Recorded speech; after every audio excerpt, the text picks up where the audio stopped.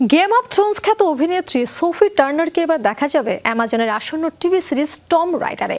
Tom রাইডারের প্রধান চরিত্রে অভিনয় করতে যাচ্ছেন অভিনেত্রী।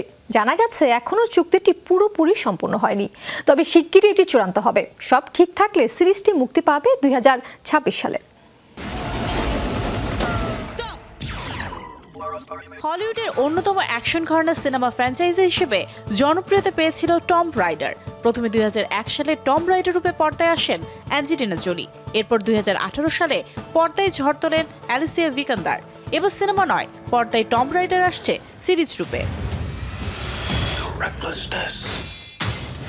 সিরিজটি 2023 সালের শুরুর দিকে অ্যামাজনে গ্রিন লাইট পেয়েছিল। এর আগে এই প্রজেক্টে ফোবি ওয়ালার-ব্রিজ লেখক এবং এক্সিকিউটিভ প্রডিউসার হিসেবে কাজ করেন। সর্বশেষ 2023 সালের জানুয়ারিতে সিরিজটি ডেভেলপমেন্টে থাকার খবর পাওয়া যায়।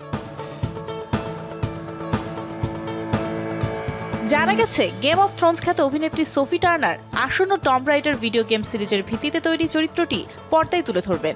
সিরিজটি Crystal Dynamics, Amazon MGM Studios ও লিজেন্ডারি টেলিভিশনের অধীনে তৈরি হচ্ছে।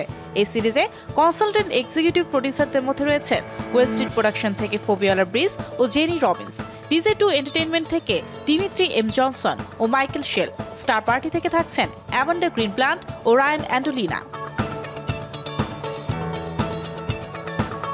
সিরিজটি প্রযোজনা করছে ক্রিস্টাল ডাইনামিক ও এমজিএম স্টুডিও। তবে সিরিজটি কে পরিচালনা করছেন এবং সোফি ছাড়া আর কে অভিনয় করছেন এ বিষয়ে কোনো তথ্য মেলেনি। Sophie Turner game of Thrones সিরিজে সানসা স্টার্ক চরিত্রে অভিনয়ের জন্য সবচেয়ে বেশি পরিচিতি পান, যেখানে তিনি পুরো 8টি মৌসুমে অভিনয় করেন। 2019 সালে সিরিজটির জন্য সেরা সহ অভিনেত্রী হিসেবে এমি পুরস্কারের মনোনয়ন পান তিনি। এছাড়া এক্সম্যান অ্যাপোক্যালিপস ও এক্সম্যান ডার্ক ফিনিক্স সিনেমাগুলোতেও জিন গ্রে চরিত্রে অভিনয় করে প্রশংসিত হন। এবার রোমাঞ্চকর টম রাইডার চরিত্রে অ্যাঞ্জেলিনা জোলি ও অ্যালিসিয়াকে ছাড়িয়ে যেতে পারেন কিনা সেটা এখন দেখার। Mario Sen, Showbiz Tonight.